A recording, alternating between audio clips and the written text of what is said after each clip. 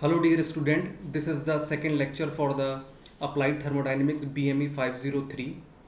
So in this lecture we will cover what is two stroke and four stroke, and furthermore what is petrol engine and diesel engine. In this video we are not going in detail what is two stroke petrol cycle and diesel cycle or four stroke petrol and diesel cycle. We just want to understand what is the basic definition of two stroke and four stroke, and what is the history related to the petrol engine and the diesel engine. So without going any delay, let's start the topic. So what is two stroke? First take the definition of two stroke. In the right of your video, we are just taking a pointer. In the right of the video there is an arrangement of piston and cylinder. There is an arrangement of piston and cylinder, and this one is known as a connecting rod. What is connecting rod? Connecting rod is a rod that is used to connect the piston to the crank. जो एक rod, connecting rod basically क्या है कि एक rod है जो piston को किससे कनेक्ट करती है? क्रैंक से करती है आपको कनेक्ट। और आप इस पे दो चीज़ देख रहे होंगे, जो आपने ये लाइन एक देख रहे हैं, ठीक है, ये लाइन जो ब्लैक डैश लाइन है, ये क्या है? ये वो लाइन है जहाँ पे पिस्टन मैक्सिमम पोजीशन पे जा सकता है। मतलब सिलेंडर कोई भी पिस्टन सिलेंडर के अंदर जिस भी मैक्सिमम पोजीशन पे जा सकता है उसको कहते हैं टॉप डेड सेंटर, और जिस भी मिनिमम पोजीशन पे या बॉटम तक जा सकता है that is known as bottom dead centre. तो टू स्ट्रोक हम अगर बात करें कि अगर पिस्टन सपोज करिए एक ये टॉप पोजीशन पे है, यहाँ पे इस टाइम टॉप डेड सेंटर पे, वहाँ से वो मूव करना चालू करता है और ये आपका बॉटम डेड सेंटर पे आ जाता है। ठीक है, तो टॉप डेड सेंटर से बॉटम डेड सेंटर पे पिस्टन आ रहा है, तो इसका मतलब क्या होता है? इसे कहते हैं, हम क्या कहते हैं? स्ट्रोक या स्ट्रोक लेंथ। ठीक है, तो इस चीज़ को हम क्या कहेंगे? अगर पिस्टन एक टॉप डेड सेंटर से बॉटम डेड सेंटर की तरफ मूव कर रहा है तो इसको कहेंगे स्ट्रोक या स्ट्रोक लेंथ, या हम कह दें सिंपल से एक स्ट्रोक, वन स्ट्रोक। और फिर दोबारा अगर बॉटम डेड सेंटर से आपका कहाँ चले पिस्टन? टॉप डेड सेंटर की तरफ चल रहा है। ठीक है, ये आपका बॉटम डेड सेंटर है, यहाँ पे, यहाँ से आपका कहाँ जा रहा है? टॉप डेड सेंटर की तरफ चल रहा है, तो ये क्या हो गया? एक अनदर स्ट्रोक हो गया। तो हम ये कह लें कि एक बार जब पिस्टन टॉप डेड सेंटर से बॉटम डेड सेंटर की तरफ मूव करे, उसके बाद बॉटम डेड सेंटर से टॉप डेड सेंटर की तरफ मूव कर रहा है, that is known as two stroke. तो अगर इसका मतलब क्या होगा कि एक बार सपोज करिए ये हमारा क्रैंक शेफ्ट है, ठीक है, इसको हम बना देते हैं ऐसे।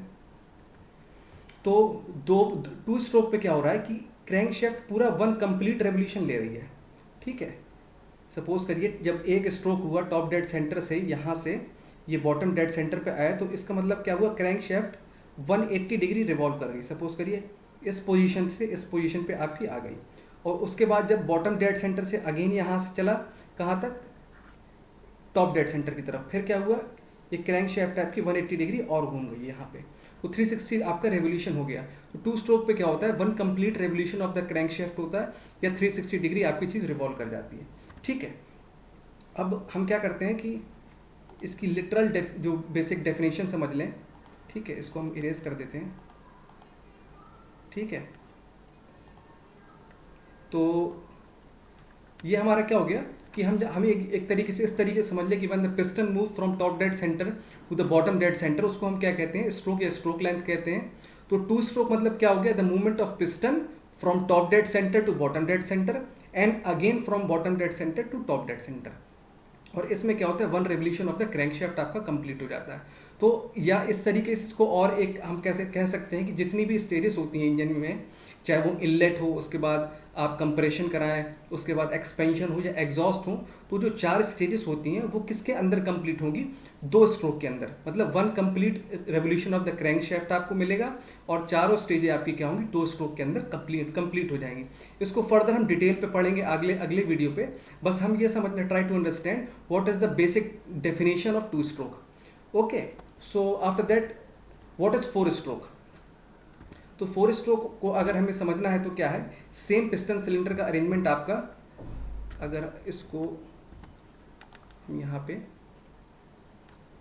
पॉइंटर ले लें, ठीक है, तो ये सेम आपका क्या है? ये टॉप डेड सेंटर की पोजीशन है, ये आपकी बॉटम डेड सेंटर की पोजीशन है। सपोज करिए पिस्टन आपका टॉप डेड सेंटर से बॉटम डेड सेंटर की तरफ जा रहा है, जो आपका एक 180 डिग्री आपको रिवोल्यूट कराएगा आपकी क्रैंकशाफ्ट। उसके बाद क्या हो रहा है, तो इसको अगर मैं 1 लिख लूँ, ठीक है। फिर उसके बाद बॉटम डेड सेंटर से टॉप डेड सेंटर की तरफ जाएगा, जो आपका यहाँ मेंशन है अगेन, ठीक है। इसको आप सेकंड स्ट्रोक कह लें। फिर ये डाउन करेगा, इसको आप थर्ड कह लें, मतलब टॉप डेड सेंटर से बॉटम डेड सेंटर की तरफ फिर दोबारा ये आएगा, और फिर अगेन क्या होगा, बॉटम डेड सेंटर से टॉप डेड सेंटर की तरफ जाएगा। तो आपके क्या हो जाएंगे, चारों स्ट्रोक आपके कंप्लीट हो जाएंगे।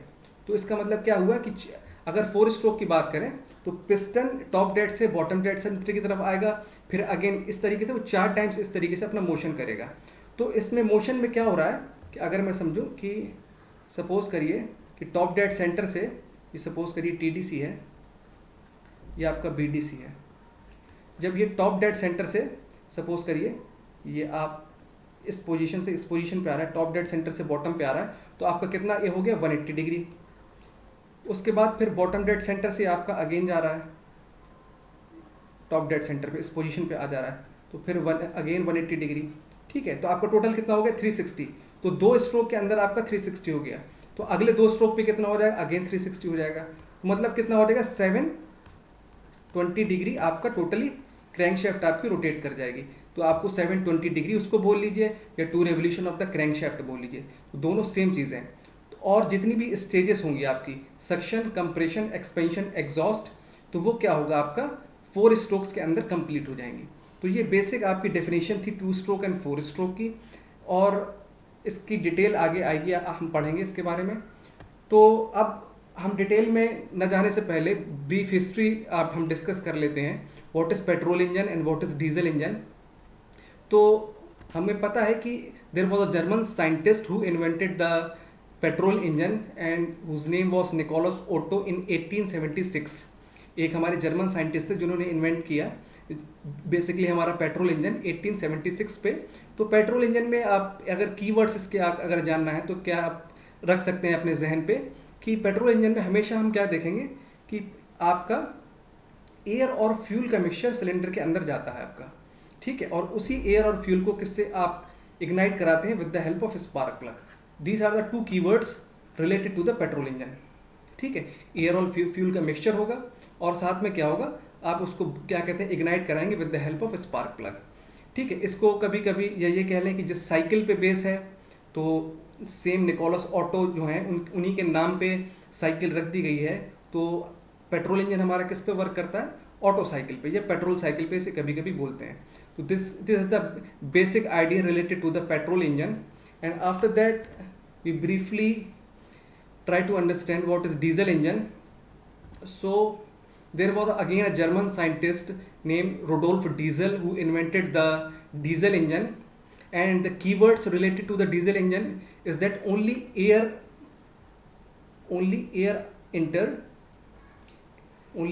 entered inside the cylinder. आपकी क्या होगा, सिलेंडर के अंदर सिर्फ एयर इंटर होगी।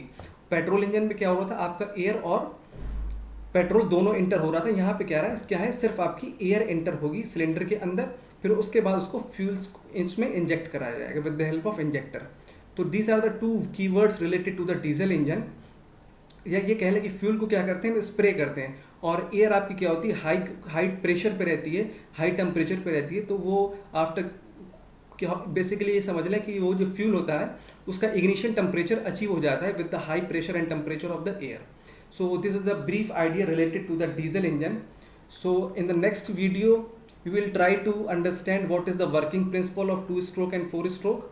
So thank you for, if you have any question related to it, kindly mention. Thank you.